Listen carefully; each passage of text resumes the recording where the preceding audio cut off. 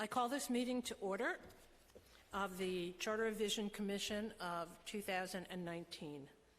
I'd like to welcome everyone to this public meeting of the Commission. I'm Gail Benjamin, the Chair of the Commission, and I am joined by the following commissioners. Dr. Merrill Tisch, to my left, Reverend Clinton Miller, to her left, Commissioner Lindsay, why do I do that all the time, Lindsay? Green, to his left, and former council member James Vaca, to her left. Below in the dais is former council member Fiella, Ed Cordero, Allison Hirsch, Carl Weisbrod, former council member Sal Albanese. Above and to the far right is Mr. Karras. To his left is Satish Nuri. To his left is Paula Gavin, and my counsel, David Seitzer. With those commission members present, we have a quorum. Before we begin, I will entertain a motion to adopt the minutes of the Commission's last meeting on December 10th at City Hall, a copy of which has been provided to all of the commissioners. Is there a second? Any discussion? All in favor? Aye. Opposed? You want to say it? I'll just read the names. Okay. The motion carries. Since early September, this commission has heard from New Yorkers throughout the 5 boroughs about their ideas for improving the city charter, the city's foundational document. The charter lays out the essential functions and responsibilities of municipal government, which touch upon many different aspects of how we all live and work together in this city. Through hours of testimony at public hearings, as well as extensive engagement at events, meetings, and online, we have received ideas from hundreds of people and organizations that represent the wide cross-section of communities and perspectives that make up our great city. While a great many of the proposals we received have merit and are worthy of consideration, the reality of our limited time and resources demands that we be discerning about where to focus our efforts. We know that this is not necessarily easy. We appreciate the time and efforts of everyone who has submitted ideas, but building consensus, which is going to be necessary if this historic approach to charter revision is going to be successful, is both difficult and necessary and begins right now.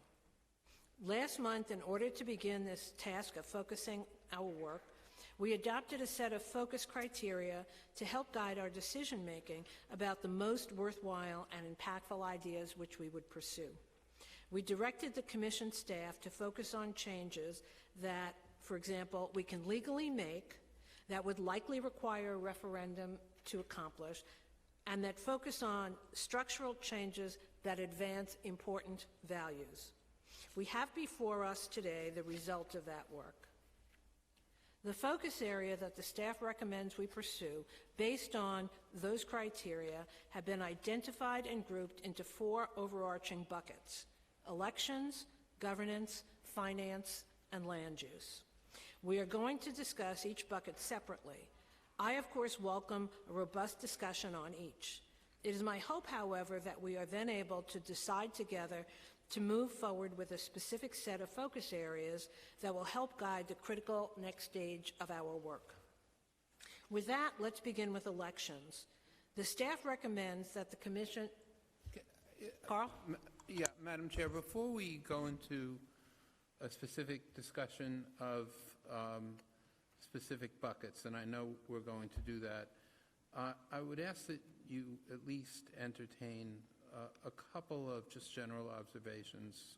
One, as I said before, and I want to reiterate, this is a very unusual commission in the sense that everyone who has been appointed to this commission has been appointed by somebody who will not hold their current office in 2022, and therefore it liberates us to think about the issues that are before us in a way that is for the good of the city as a whole and not limited to a view of any particular office holder who is holding a particular office at this time. And so as we go through these buckets, I would strongly urge that we adopt a principle that what we recommend will take effect, whatever changes the voters of the city approve that we recommend, take effect at the beginning of 2022, when we will have a whole new set of office holders. Some current office holders may be in different positions than they are today, but by focusing on 2022, we have the opportunity to take personalities out of this and really focus on the issues at hand. That's point number one. Point number two, which is my second general point, and you touched on this, we are constrained because of actions in Albany that now permit early voting, which is, I think, a very good thing, but our time is extremely limited, and so although there are many things that may come before us and that may fit within the criteria that were established by you and by this board, that given the time constraints we have, we really try our very best to limit the items that the staff will be researching, that experts before us will be considering, and that we as a commission will have to vote on, to only the most serious and important issues that we possibly can, because time in this respect is not our friend, it's an enemy. And so I would hate to see our focus diffused to the point where we are not effectively bringing just the most important issues to the voters for adoption, ideally beginning in the next round of municipal elections, which will, for the most part, be January 1st, 2022. Thank you. Carl, I understand what you're saying, but I don't think that that's before us at this moment, and if you would like to discuss it further, I am happy to discuss when transitions might be appropriate and whether they would be appropriate for different items that we might be interested in. There may be some that are appropriate for inclusion in 2022. There may be others that are appropriate for 2020. And I don't think we're ready to judge that at this point in time. As to the topics and the broadness of them, I mean, that was, I think, the purpose of winnowing and the criteria that we gave the staff to use in winnowing down the list. If you're suggesting we add a fifth criteria, I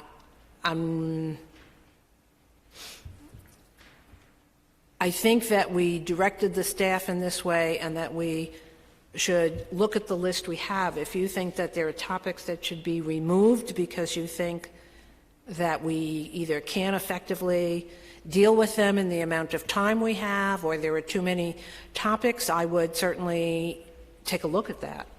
And I think the members here would be willing to discuss that, but I don't know, short of that, what we could kind of do in response. Yes. So is it fair to say that would be an open topic for discussion as we get into specific proposals going forward, when certain of them should be effective and not effective? Yes. Okay. That's helpful, because I concur with a lot of Carl's concerns about certain things seeming inappropriate to implement in the very near term, outside of a few things. Okay, we will certainly have that discussion as we hone in on the ideas that are actually going to be before us. I think it's very hard to have that conversation in the abstract. Anyone else? Okay. Proposals for the establishment of ranked choice voting system, also known as instant runoff voting, or a similar system, and related election process reforms, for example, the elimination of duplicative primary elections. These are the items that the staff is recommending that the Commission focus on based on examining the over 600 ideas and winnowing them down by considering the criteria that we directed them to use. Proposals relating to how members of the Redistricting Commission are selected, who may serve on such commission, and how district maps are drawn and adopted.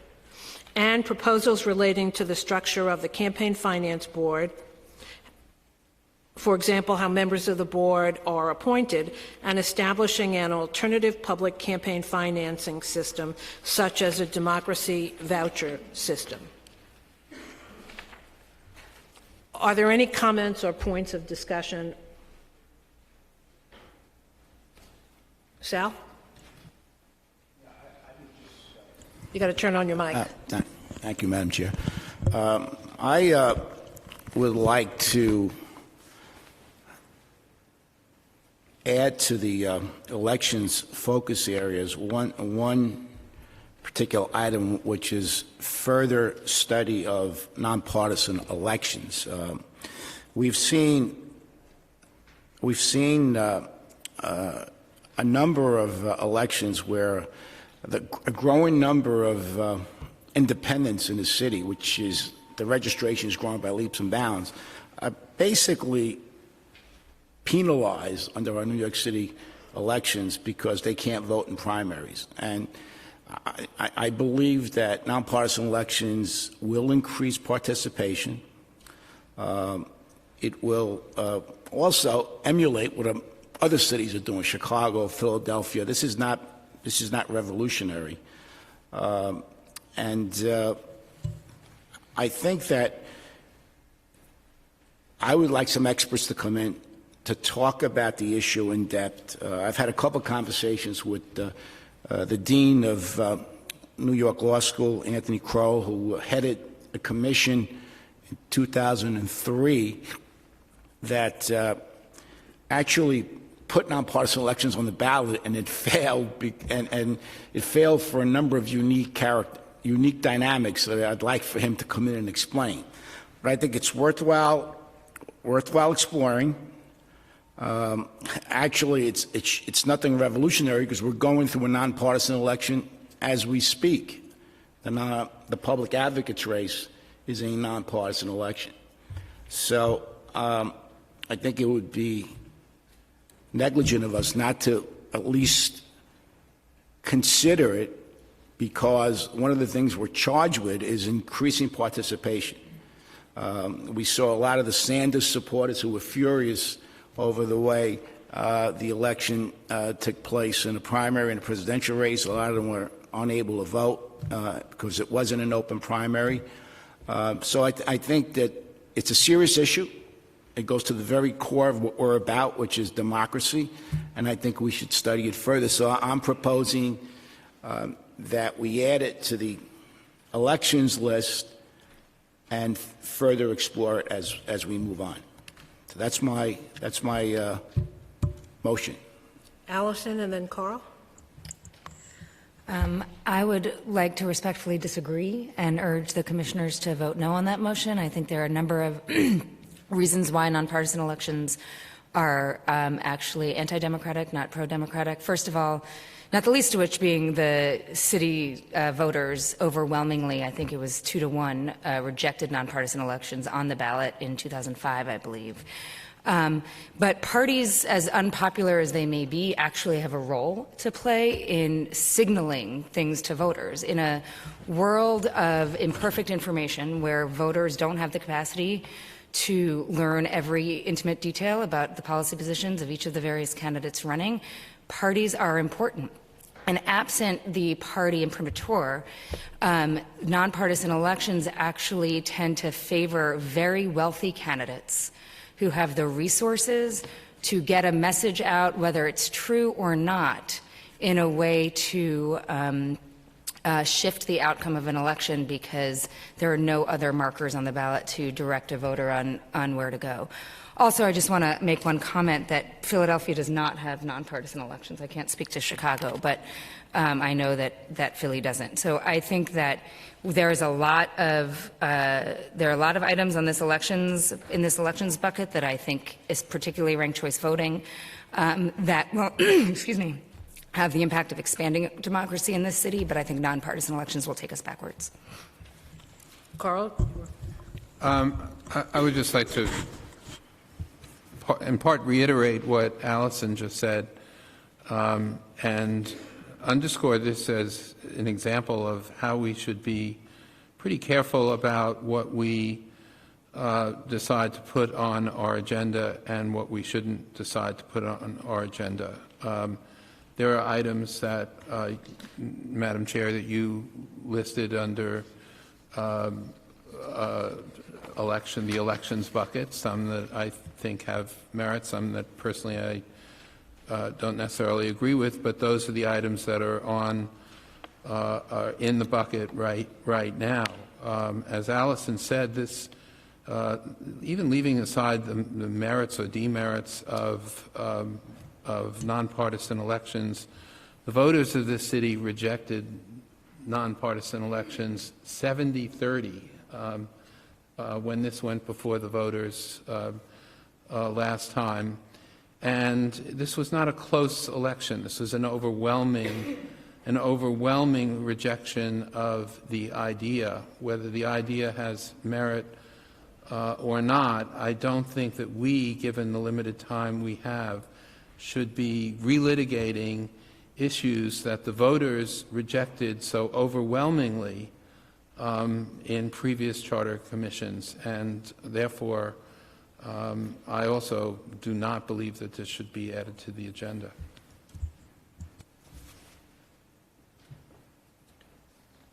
Carl? I'm sorry, Sal? The fact is that candidates run with party labels. We're seeing that in this public advocates race. This is not, once again, revolutionary. This is going on in this city right now as we speak. We have a nonpartisan election. So I don't subscribe to the theory that some wealthy person can come along and steal the race. That can happen right now under any circumstances because we don't really have great campaign finance laws. People run under party labels in nonpartisan elections. People will know what party they belong to. You will just allow folks like the Green Party folks and the folks that belong to other parties to participate in New York City elections. Right now, they're blocked, and these elections are basically, unfortunately, controlled by or dominated by special interests, especially in low turnout elections. We want to increase the bucket. But nevertheless, I think it's an important issue, and it should at least be studied. I don't know what the conclusion will be. I think what some of the points that were raised by my colleagues here are certainly rebuttable. But we need some experts to come in who have experience with nonpartisan elections. The election that Commissioner Weisbrot referred to in 2003 had some very unique dynamics, which I think we should bring in the folks that were actually on the commission, or one or two of them. I'd like to invite the New York Law School dean to come in, because he headed that commission, to talk about the unique dynamics that caused that to be defeated. I believe we should at least give this an opportunity to move ahead. How we come out at the end is based on tremendous feedback from the folks that are really experts in that area. And there are a number of folks in the city that are very knowledgeable. There have been a couple of books written about it. We should hear from those folks. That's all I'm saying. Thank you, Sal. I think Councilmember Fiala. Thank you, Madam Chair. And let me first of all thank you and thank the staff for taking all of that material, remember, we're here tonight because we've listened for a lot of hours, including, I think, 7 hours in this chamber last time, to a lot of people. And the staff did a great job in corralling those items and assorting them into 4 logical focal areas for us. I look at tonight's meeting as an important juncture in the life of this commission, but not a determinative one. And it's on that basis that I offer these following remarks. This is what I said at the previous 2 charter commissions, and I've indicated here in October. The lack of citizen participation in the electoral process, the absence of meaningful competition for municipal offices, and the exclusion of registered voters from the decisive round of elections, in most cases, seriously weakens our democracy and the credibility of our governmental institutions and office holders. I want to associate my remarks with Councilmember Albanese, Commissioner Albanese, in this regard. This is not the determinative round. I think that nonpartisan elections, the absence of them from the bucket, will raise as much criticism from some quarters as the presence of them in the bucket will from others.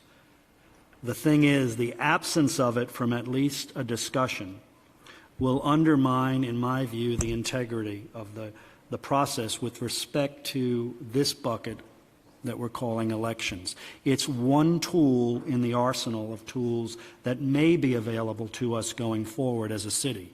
I don't think any of us here would deny that this city's turnout rate and this city's participation rate, while consistent with a lot of municipalities and state governments around the nation, is abysmal for the Big Apple. It's an embarrassment. It's an utter embarrassment. And for us to exclude any one tool from the debate would probably do us more harm to our credibility than adding it. Having said that, this is my 3rd go-around, and I want to be very clear that I hold no illusions. When you start talking about items like this, which I'm on record of favoring, but I recognize we also run the risk of then becoming all consumed by one issue.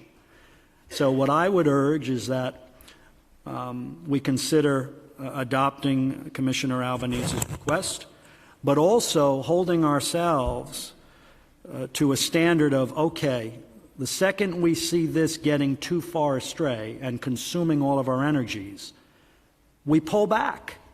Because I've been down this road before, and we've been down it collectively, i.e.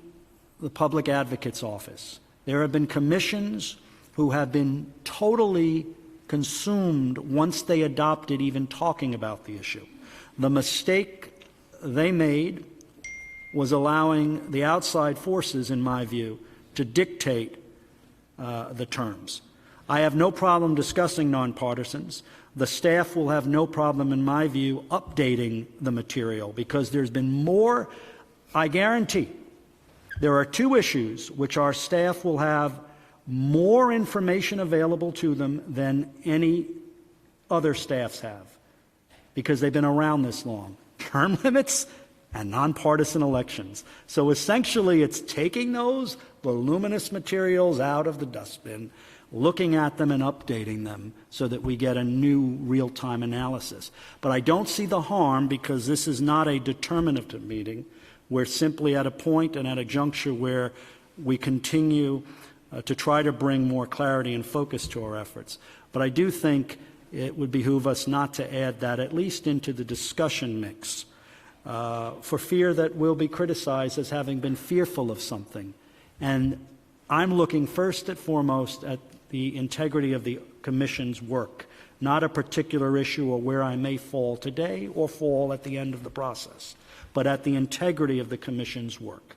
We have that role as well. I've got my own issues, you all have your own issues, but at the end of the day, we all have the moral responsibility to protect the integrity of a charter commission's work. So I would urge that we look at, yes, having that discussion, listening, and then, if we so choose, moving forward at a next juncture, at a more important juncture, where we then have to start to say yay or nay on a given issue. Allison? Thank you, Chairperson. I just want to say that, thinking about Carl's comments earlier about capacity, I feel like we can all acknowledge that voter turnout and participation is a problem and a challenge. But there are a variety of ways to change our election system that have been proven to be more effective in engaging members of third parties or small parties than nonpartisan elections, such as proportional representation, like electing multi-candidate council districts. Instead of 51 districts, you have 17 with 3 council members per, right? That's one possibility. In the city of Philadelphia or Washington, D.C., there is a requirement that a certain number of the council seats are filled by minority parties. So in the city of Hartford, actually, it's the Democrat and WFP council, because those are the 2 largest parties in the city. In Philadelphia, it's a Democrat-Republican council. So I think the challenge here is that I feel like if we were to add nonpartisan elections to our scope of work, I think that it would be incumbent upon us to add all of the variety of ways of changing our election system, to add the possibility of increased voter engagement, and that seems daunting, overwhelming, and like a radical change in direction from the discussions and program that the Commission wants to adopt. And so I think that it would, as you said, Commissioner, completely overwhelm us. Paula? I, too, would like to reinforce the point of view that we have to prioritize, and we collectively said we wanted to pick those things that would have the greatest impact for dozens of years. So I have a general statement that as we vote tonight, we should think about that, but also we're not supporting in our vote. We are supporting further evaluation in all cases. So I think it's also important to remind ourselves we need to prioritize, we need to look for the things that have the highest impact, but tonight we are only voting on further study, not support. That is correct. Councilmember Fiala, or Commissioner Fiala? I appreciate your remarks, Commissioner, and I agree that there are a lot of potential tools available. The only caveat I would make is that in New York City, we decided a long time ago to have nonpartisan elections. They exist. They are in practice. I've always maintained the position that we're somewhat bipolar in this city when it comes to our election process, that we turn on one system and then we turn on another, depending upon the timing. So there's the one reality here, and that is that we already have nonpartisans. It's not something new. It would be a discussion on whether or not to expand it, but not whether or not to introduce it. That's the only difference I would see with respect to nonpartisans versus these other avenues. Can I make a point? Yes. Commissioner Tisch? I'm not an expert on nonpartisan elections, but I will tell you that I think one of the reasons for low turnout in the city, and I don't mean to disparage any agency, is really the lack of accountability in the functionality of the Board of Elections. For the last 2 cycles of, I hope I'm not insulting anyone, I just want to improve the situation. I have to say the last 2 cycles, I waited online, once for 2 hours, once for 3.5 hours, having my grandchildren brought back and forth so they can participate in the electoral process, only to abandon my right to vote because nothing worked. So I believe with what's coming down from Albany in terms of early elections, technological advances in allowing Early voting. people to use modernity as we look at the electoral. I think we're going to see improvements in the turnout because I think people are actually more engaged than ever before. I happen to agree with Commissioner Weisbrod and with Allison that we'll get off track with some of these really important things that you can accomplish if we take up this issue again, and we should let some of the easy fixes take place first.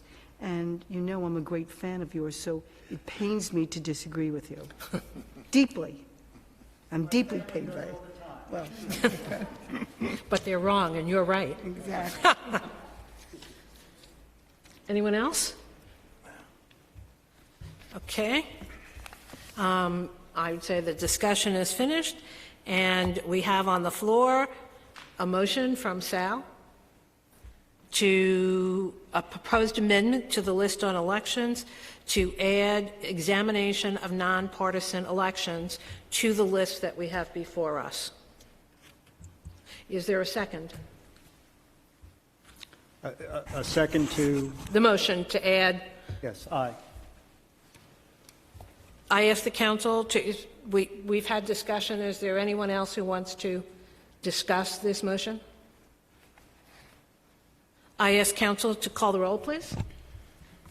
Commissioner Albanese? 4. Commissioner Karras? No. Commissioner Cordero? 4. Commissioner Fiala? Aye. Commissioner Gavin? No. Commissioner Green? No. Commissioner Hirsch? No. Commissioner Miller? Aye. Commissioner Norrie? No. Commissioner Tisch? No. Commissioner Vaca? No. Commissioner Weisbrod? No.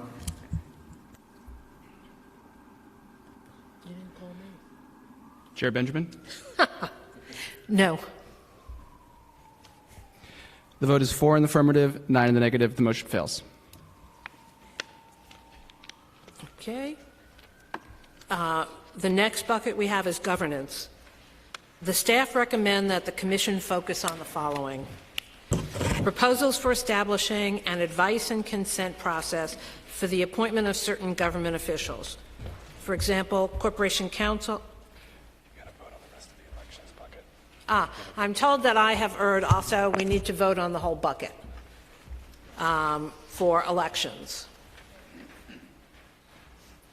Just the remaining bucket that was originally proposed. Correct, the elections bucket, which we are voting on as is. I move that we vote. Is there a second? Second. Discussion? I just want to, Carl? I will vote in support of this. I just want to reiterate what Commissioner Gavin said, that a vote at this point is simply a vote to have the staff study these items. That's correct. And necessarily agree or disagree with A vote now is a vote to items. explore further. Here I agree with, I disagree with, but that we're voting just very clearly for further study and nothing else at this point. That is correct. Okay, thank you. David? Commissioner Albanese? 4. Commissioner Karras? 4. Commissioner Cordero? 4. Commissioner Fiala? Aye. Commissioner Gavin? 4. Commissioner Green? Aye. Commissioner Hirsch? Aye. Commissioner Miller? Aye. Commissioner Norrie? Aye. Commissioner Tisch? Yes. Commissioner Vaca? Yes. Commissioner Weisbrod? Yes. Chair Benjamin? Aye. Motion carries unanimously. As I said, we have governance, and the first proposal for establishing an advice and consent I've mentioned. The second is a proposal to expand and enhance the role of borough presidents and/or borough-level governance. evaluating the role and accountability of the Corporation Counsel, proposals relating to the structure of the Conflicts of Interest Board and lobbying by certain officials after their public service has ended, proposals related to enhancing systems of police accountability. This will include exploring improvements to the structure, power, and role of the Civilian Complaint Review Board and the manner in which police discipline is handled, examining the role of the public advocate and considering proposals modifying the powers and responsibilities of that office, proposals relating to reconstituting the Board of Statutory Consolidation, whose purpose is to periodically review the Charter and other laws with an eye towards reorganizing and simplifying those laws. Are there any comments or points of discussion? I have a question. There's been a lot thrown into this bucket called governance. And my question is, when it goes back to Carl's point. I'm sorry, you can't hear me? Sorry, I'm sorry. It goes back to Carl's point. There are some things here that would require deep and deliberative consultation, and if you are going to study all of them, then I would suggest to you very strongly that the important ones, not that they're not all important, but ones where you might find broad consensus, where you could find great appeal, might fall off the wayside because there's only so much you can take on. So I'm curious as to why this bucket of governance was so broadly defined. I would say it was broadly defined because these ideas didn't fall out when the criteria were applied. So they are still here to be considered. If there are particular ones you think should be removed, I would take that amendment and we can talk about that. But I think given the fact that we gave staff a set of criteria to use, this is what was left, and since they all kind of involve how government itself is put together, they called it the governance one. So then the next step would be a vote of yes, we should study these, would be that all of these would be studied with the same level of seriousness and seriousness of purpose, and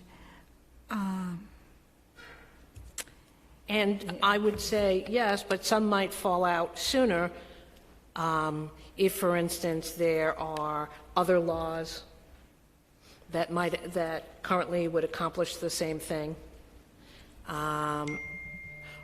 or if the resources that it would take to make a serious effort at really coming up with ideas, we would certainly come back to the commissioners, much like this, possible, and say, we think that we would propose that this idea be subject to a new set of criteria. Mm-hmm. I mean, I think we can all agree that all of these ideas may not be pursued equally, that there will be more winnowing as time progresses.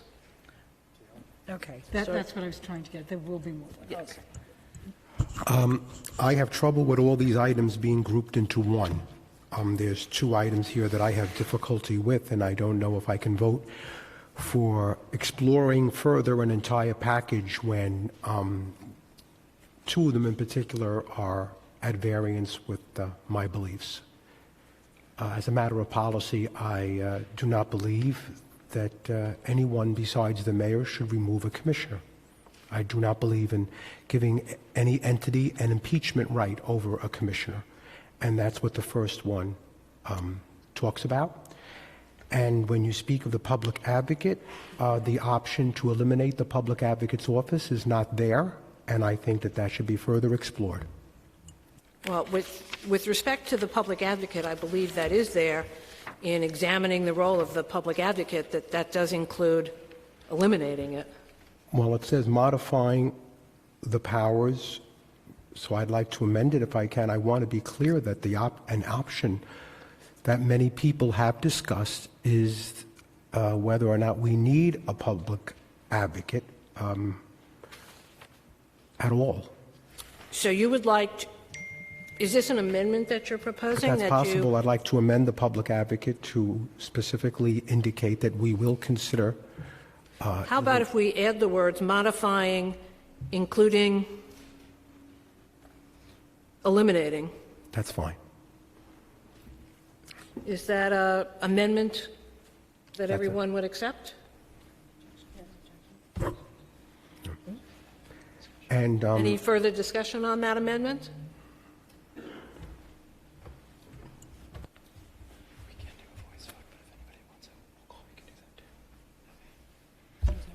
No objection, so we are amending that to say examining the role of the public advocate and consider proposals modifying, including eliminating that office. And can we further clarify, or am I reading it correctly, concerning the appointment and removing of officials? What we are saying, if I read this correctly, is that the commissioners appointed by the mayor, whoever that mayor is, can be impeached. It says here removed, which is to impeach, or remove, to throw out. Okay. And our system of government that we've had in this city has always indicated that the mayor appoints the commissioners and the mayor is held accountable, and we want accountability if those commissioners don't perform. So here we are saying that they can be removed by someone other than the mayor. Well, we're saying, and we're not saying, the public has asked that we examine the idea. There has been some discussion, particularly with respect to certain public officials, such as Corporation Counsel, who in fact is the lawyer for all of the elected officials of the city, not simply the mayor. And there has been discussion about other offices of that nature and how, when they're responsible to a wider range of elected officials, how those officials have a say. I'm not saying that I would support the idea or not support the idea, but I do think we have heard it. And people have asked for solutions, and that is one of them. And just to clarify, regarding Corp Counsel, point number 3, I agree with those who have advocated that we evaluate the Corp Counsel and evaluate the entire representation issue. But that is point number 3, and I would be in favor of that. But I don't think that Corp Counsel belongs in the first point. I think the main thrust there, we can take Corp Counsel out, which I think it should be, and which to a degree we did in point 3. But I think that point 1 gets to the core of whether or not commissioners serve at the pleasure of the mayor, or whether or not commissioners can be removed by other entities. And then, of course, we have to talk about cause, and we have to talk about many other issues that will come up should we decide in favor of that. But I just think it's a concept that I think that going there is something that could lead us down a path that we may not want to go. I think points 1 and 3 are saying different things. One is about the role and accountability of one office, Corporation Counsel, and not how the Corporation Counsel is appointed or to whom they are responsible. I think proposal number 1 relates to that, how the Corporation Counsel is made responsible. So I think that they're different things. I would also say, as Carl said at the beginning, that these are not ideas that any of us necessarily endorse, but ideas that have been brought forward that met the criteria and that would be examined. The examination might say this is the silliest idea since non-sliced bread. But do they deserve to be examined, was the question, and do they meet the criteria? Councilmember Seitzer has asked that we do a voice vote on the last amendment. adding the words, I lost track of the last amendment. yes, the last amendment amended the third item. And On the public advocate. yes, on the public advocate to, would now read, examining the role of the public advocate and consider proposals modifying the powers and responsibilities of that office, including its elimination. Well, then shouldn't you give equal shrift? I mean, I love my borough president. I love my borough presidents, but again, it just looks like you're presenting one side of the equation, making them more powerful. If you're going to study something, you need to study both sides. So just like with the public advocate, you might study eliminating or enhancing. On the borough presidents, you just talk about expanding and enhancing. So isn't that already making a decision? I just think that the language here needs to be consistent. Okay, so you would also like to, let me see. I don't want you to get me wrong. I am not for eliminating the borough presidents or diminishing their role. Let me be clear. I'm for consistency of language and the opportunity to study something in an equitable way so that both sides of the equation are examined. Okay, let me say this, though. We already had a voice vote, and we voted yes on the modification of the public advocate, and I'm told we can't do a voice vote, so can we just... I'm just making a point about consistency. You should do whatever you think is necessary. Okay. So this is on the public advocate, adding the words including its elimination. Is there a second? I can't second, I put second. All those in favor say aye. Aye. All those opposed? Abstentions? The ayes have it. Okay. Are you... No. Okay. I'm not making an amendment. I'm just saying that this is a public document, and you've got to be consistent. You cannot come out and say, because your statement here on borough presidents is saying, we've made a decision to enhance their roles. And perhaps there are those who don't feel their roles should be enhanced. I'm not one of them, but... I think that this language is based on the comments and public testimony that we had people who came before us who did suggest eliminating. On the borough presidents, I don't believe we had any person who came before us, letters or otherwise, that suggested the elimination of the borough president. Those who spoke about enhancing the role, or at a minimum enhancing the role of borough governance, even if it wasn't through the borough president's office. That's why I think they were different. Fair enough. And we...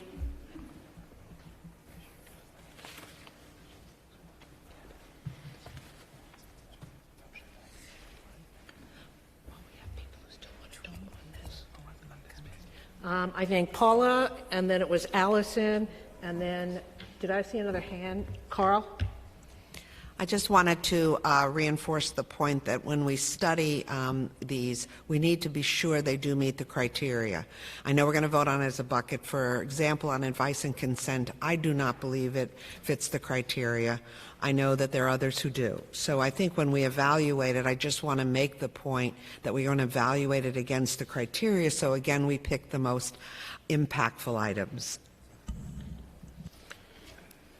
Allison, and then Carl. At the risk of being the most hated person on the commission, I would like to respectfully ask that we actually add an item to this bucket. I think, and consider the establishment of a chief diversity officer in the office of the mayor, and a requirement that would extend to a requirement for a chief diversity officer at a senior level in every agency of the city. I think we can all agree that the diversity of our city and the diversity of our city's workforce, both the contracted workforce and directly employed workforce, is of paramount importance to us, and that we want our government to be representative of the people who live here. And I think that is a value that all of the people on the commission have and all of the folks who appoint us have. But the challenge is, if there is not somebody whose job it is to wake up every day to ensure that value is enacted, it won't happen. It is too easy to maintain status quo when it comes to issues of diversity in hiring and procurement and other just general city governance. And so I think that it is important to consider the idea of changing the charter to require a chief diversity officer. I know I want to speak to Commissioner Tisch asked a question earlier to me whether the city agencies already have this. I do want to speak to the Comptroller's Office does an annual report, and in the most recent report, only 7 out of 32 city agencies have a chief diversity officer, and that includes the Comptroller's Office, so 6 out of 32 city agencies, and of those 6, only 4 of them are at a senior enough position to actually answer directly to the commissioner and have agency-wide oversight. The other agencies, they're actually a mid-level individual who does not actually have agency-wide oversight. So I do think this is a problem that is worth us investigating more and looking into how to best solve. Thank you, Al. Carl, did you? I had a separate point to make, but I don't know if Allison's motion is on the table now. Yeah, I think we have to decide which motions are on the table, and that's mine. We still have, Jimmy, did you, Councilmember Vaca? Did you make a motion about the, quote, impeachment or removal of officers? Was that a motion? Well, I would make a motion that we strike Corporation Counsel out of that first point and leave it on point 3 so that we can, I think that you just cited that, Madam Chair, as an example. So I would want to leave Corp Counsel in point 3, and I wanted to voice my opinion on this, and I will allow it. I will not make a motion at this time. I will let it. I will not oppose it being considered, but I do tell you that at a later date, I cannot see myself voting for this. Okay. Thank you, Councilmember Vaca.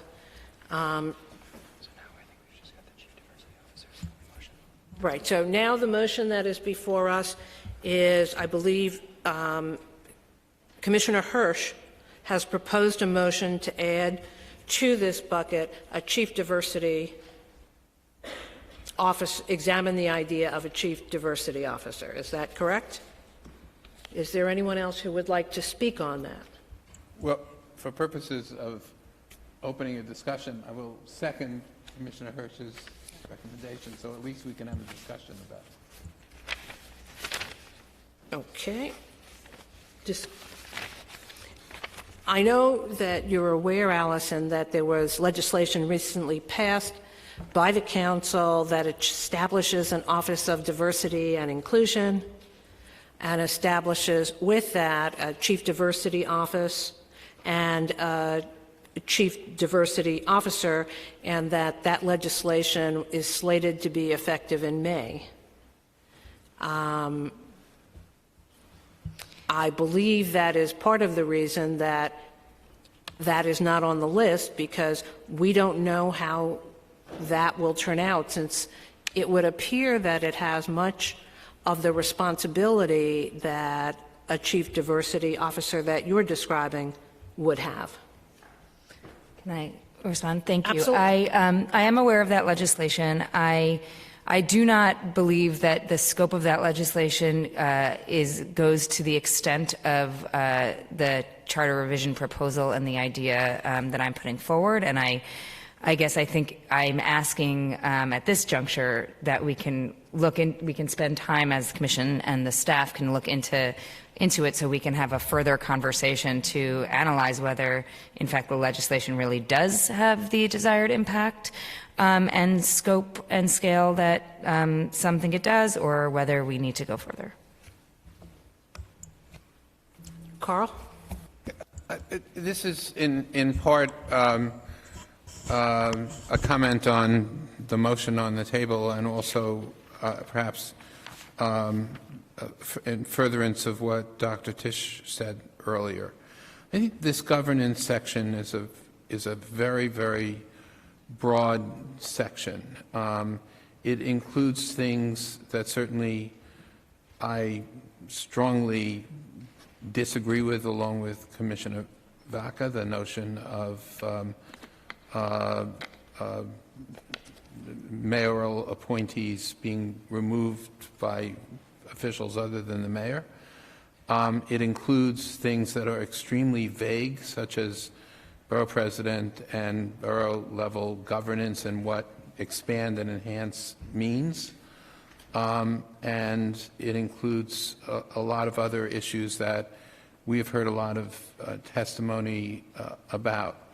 And I think she certainly can speak for herself, but I think the point that Dr. Tisch was making is that this is a very broad list and has to be narrowed sort of sooner rather than later. I understand why all these items are on this list. And again, I agree with some and disagree strongly with others. But there is a responsibility on the part of the staff to refine this list as quickly as possible, and the schedule for doing that, I think, really has to be brought back to this commission pretty soon, because these are very, very broad topics, and as we've all discussed, we have a very, very limited amount of time.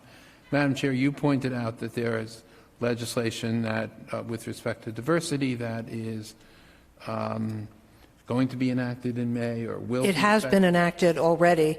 Its implementation date is 120 days after. Its implementation date is in May, and how exactly that fits into what Allison is proposing, frankly, I'm not clear about. I'm perfectly happy and will support Commissioner Hirsch's motion to include that so that we can have, at the very least, further clarification on that and see how, I know the city administration does have diversity officers in several agencies. Whether they're senior enough, effective enough, broad enough, I don't know. But since there is legislation that is going to be effective and implemented as of May, as this commission moves forward, I would support Commissioner Hirsch's motion in the context that I think Dr. Tisch mentioned earlier, which is that these really have to be prioritized and refined as quickly as possible. And I think this is recognizing that what's on this list is a reflection of the criteria that were established, and to some extent there's disagreement as to whether some of these even meet those criteria. At the very least, we should have a commitment from staff that this is much further refined in a very short period of time. And in that context, I would support and will support Commissioner Hirsch's motion. Okay. I would just add, though, in response to that, that one of the criteria was whether it could be done by local law. And since it has been done by local law, this one clearly could be done by local law. If people want to add this despite that, so be it. But I just feel like I had to say that it didn't meet that criteria. Just following up on what the chair said, we do have a set of criteria which says that if an initiative can be passed by local law, that we would not entertain it unless it was unlikely to be passed by the council. I mean, I support a chief diversity officer. I think most people on this commission do, in theory. But if the city council has that in the hopper at this point in time, and seems they already adopted it. It's already adopted. Why are we even entertaining this? Lindsay and then Allison. And then did anybody? You know, I share Commissioner Hirsch's concern about not necessarily knowing whether the scope of what is in that particular local law is consistent with what her proposal is really trying to get at, and we won't know until we discuss it further. And so I support her motion in that regard, that we should continue to discuss it further. And, you know, just to Commissioner Albanese's point and your point about other things being addressable by local law, there are a number of things in other buckets that are even way past local law, things that are already in active implementation that are still a subject of discussion that I personally disagree with whether or not they should even be included on the list, which I've said in my previous comments. So I certainly don't think that that's a fair way to try to knock out this particular proposal.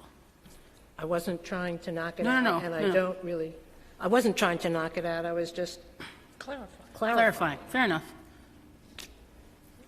Allison? I think Commissioner Green said what I was going to say very eloquently. Can I ask Allison a question? In my experience with diversity officers, and I don't know what's in the proposed law, so you pardon my ignorance, but the issue is not about having the diversity officer. The issue is whether or not that diversity officer is empowered within the agency by a direct report to the CEO of that agency.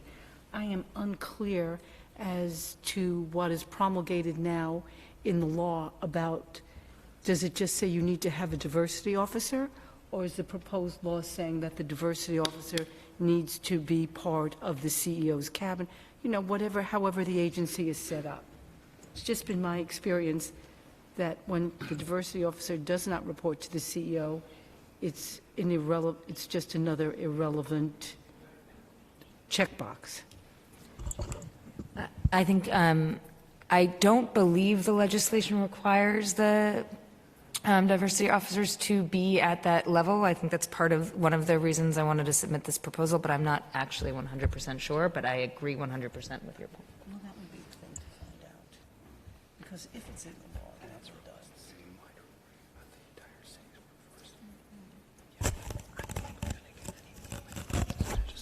Is it, Jimmy? I think it would be helpful, I just looked up the legislation, and it's Intro 752 that was sponsored by Council Majority Leader Lori Cumbo.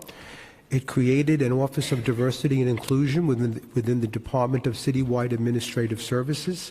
The office is tasked with compiling and releasing employment statistics related to hiring, salary, and promotion of city employees, disaggregated by gender, race, civil service title classification, and other categories as appropriate. It will also be tasked with developing recruitment, hiring, and career advancement procedures to achieve greater diversity in the city workforce. That's what the council passed.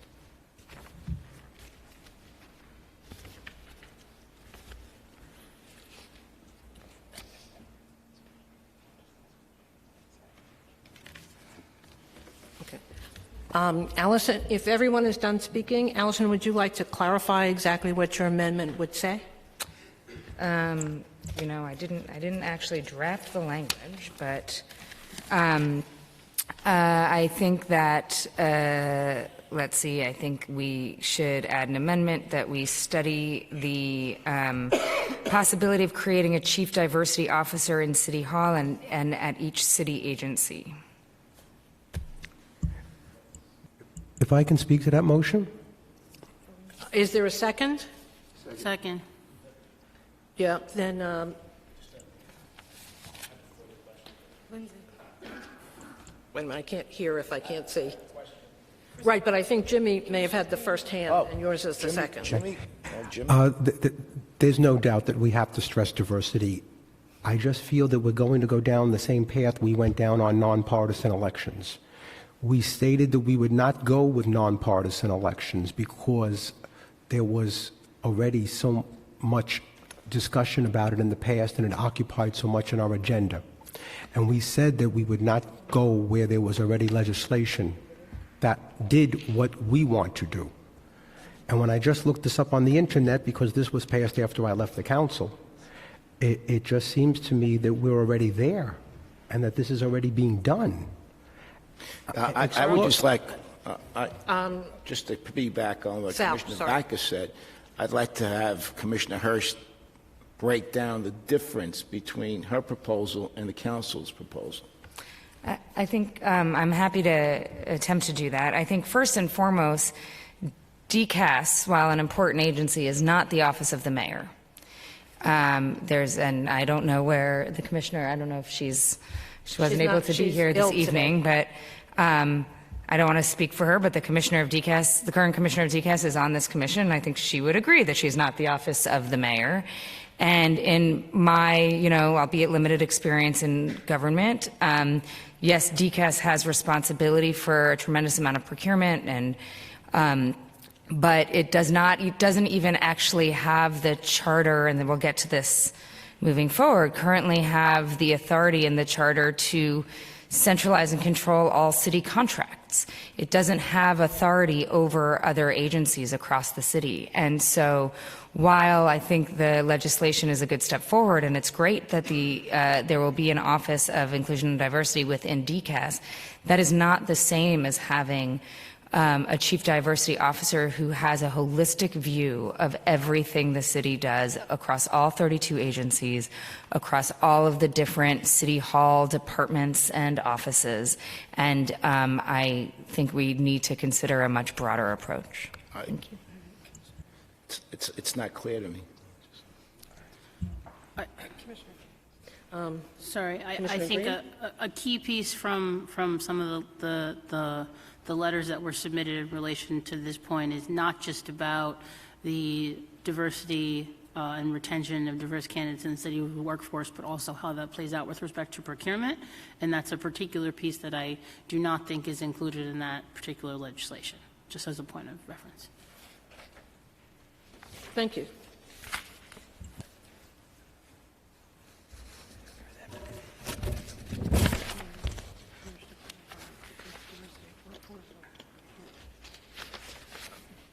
Is there anyone else? I'm just looking. I happen to have the legislation here.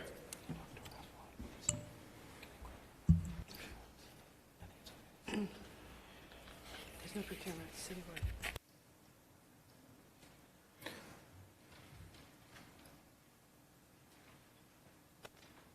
Okay. I think Sal Allison wanted some additional clarification about what you're proposing. Well, yeah, in the interest of economy,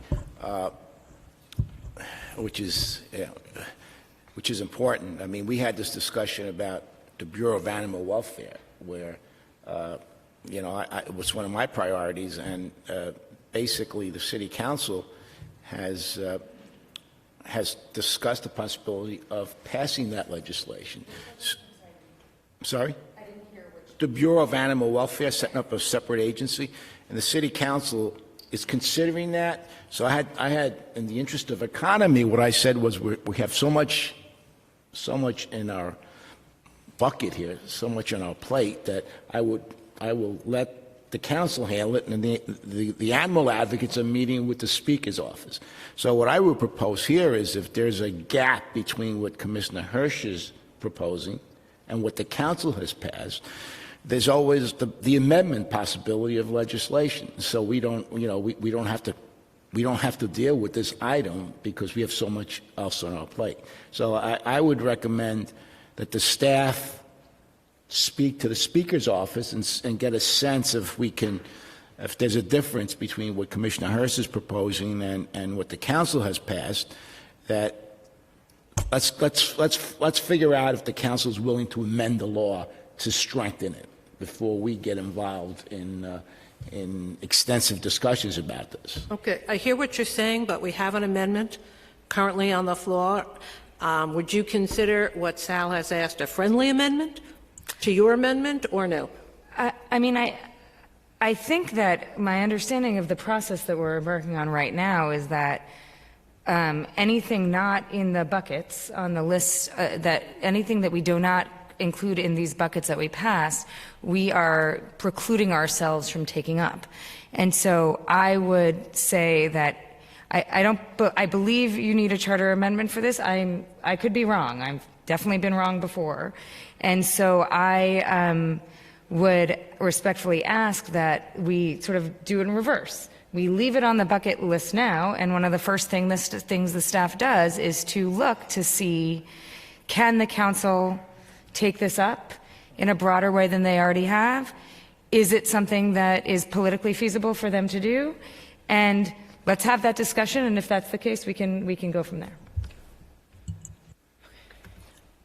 Any further discussion? So, is there a second to Allison's motion? Second. Any further discussion? David, would you call the roll? Commissioner Albanese? Aye.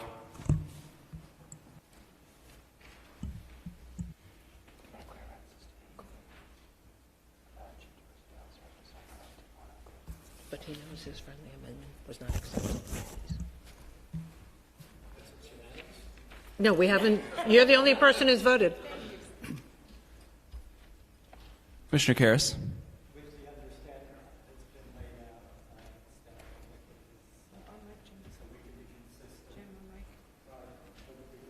Consistent with our criteria that we set forth, aye. Commissioner Cordero? Commissioner Fiala? I want to explain my vote. Commissioner Hirsch, I certainly don't hate you. I very much enjoy serving with you and enjoy listening to you. I'm going to vote aye because I want to be consistent as well. I had hoped to add term limits. Strike that. I had hoped nonpartisan elections, to adopt the Albanese amendment for the same reason. I think we can afford to put it in at this juncture. Here's what I know from doing 3 of these. We're going to issue a report, and a lot of the things we don't get to, we're going to weigh in on. And I suspect those issues that aren't ripe, and I don't like doing this, but I suspect this will be one of those issues that will not be ripe because the legislation that was passed into law becomes effective in May. There won't be enough time to really determine its breadth and reach. So we'll probably weigh in with a narrative saying this is important for a future commission, that they should look at this pending the outcome of a more thorough analysis from that law, that whatever that local law was. But I'm voting aye because I like you. Commissioner Gavin? I vote aye. Commissioner Green? Aye. Commissioner Hirsch? Aye. Commissioner Miller? Aye. Commissioner Norrie? Aye. Commissioner Tisch? Aye. Commissioner Vaca? I will also vote aye to be consistent and to, on the basis of the request made by Mr. Albanese that I concur with, that we should see where the council legislation takes effect, when it takes effect, what it does, where there are gaps, and can legislative action be taken. But I will vote aye at this time. Commissioner Weisbrod? Aye. Chair Benjamin? In the interest of my consistency, I vote no. Motion carries. 12 votes in the affirmative, 1 vote in the negative. Are there any other additions, subtractions? Okay, then can we vote on the amended governance category? Is there a second? Second. Discussion? Carl? Yeah, I just want to reiterate, because it's such a broad category of uses, and as seen by, as indicated, in fact, by the amendment we just adopted, that there are interim steps here, and a lot of these items, it seems to me, really do require a great deal of refinement from staff. And I'm looking particularly at the issue that Dr. Tisch mentioned about enhancing the role of the borough and expanding the role of the borough president, which could mean maybe we all support that conceptually, but what we mean by enhancement, what we mean by expansion, I don't think we at this point have a clue, and we really do need from staff on many of these items a much more refined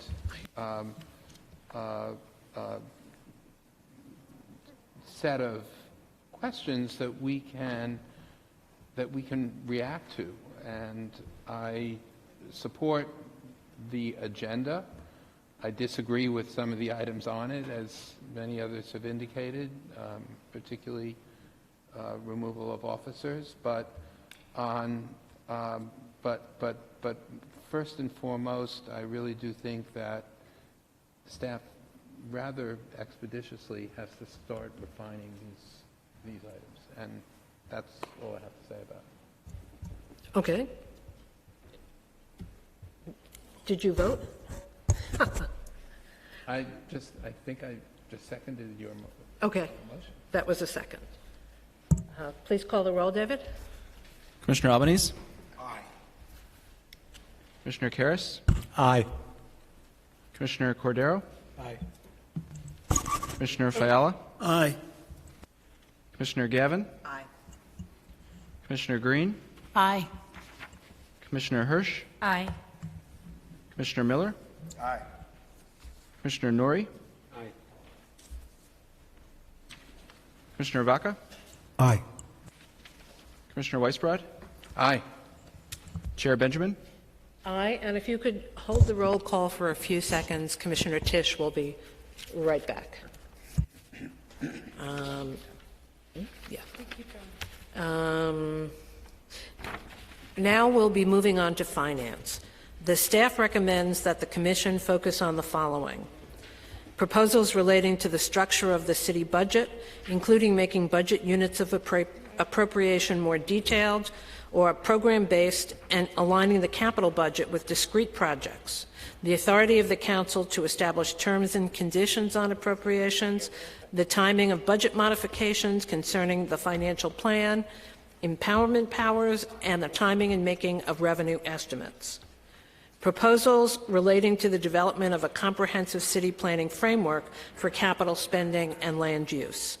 This would include consideration of proposals to restore the Department of City Planning's role in the capital budget process. Proposals relating to providing an independent budget, for example, a guaranteed minimum level of funding, or the ability to propose their own funding levels for certain offices such as the Public Advocate or the Civilian Complaint Review Board. Proposals relating to how public pension investment decisions are made and by whom. Exploring ways to streamline the procurement process in order to ensure timely payments to contractors and grantees, as well as timely access to capital funding, particularly for nonprofit service providers. This would include an examination of the composition of the Procurement Policy Board.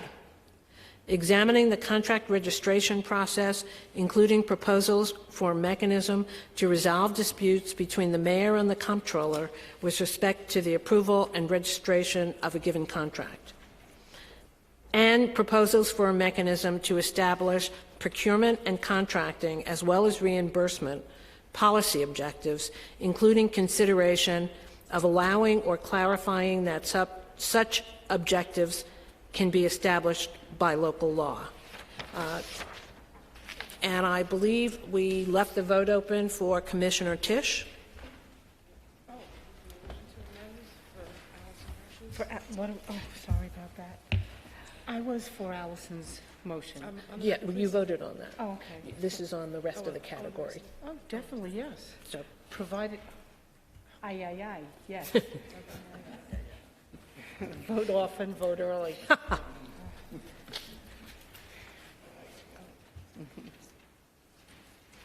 is there any discussion? Paula? A little bit of a broken record here, but I think we need to prioritize again based on impact, because a number of these, such as the budget, the city budget, a lot of that is going on right now. So I think as we go forward and evaluate, I just want to urge us to prioritize based on criteria and impact. And I would say I read two small pieces in the Post yesterday, but I don't know any of the details of what exactly is being proposed in terms of procurement or the budget or any of the things that the mayor did mention. So I would agree with you that as we see those proposals, we may be able to eliminate some of these, but not having seen anything, these are items that were brought up in a number of meetings and in public by both not-for-profits, by electeds, by the public.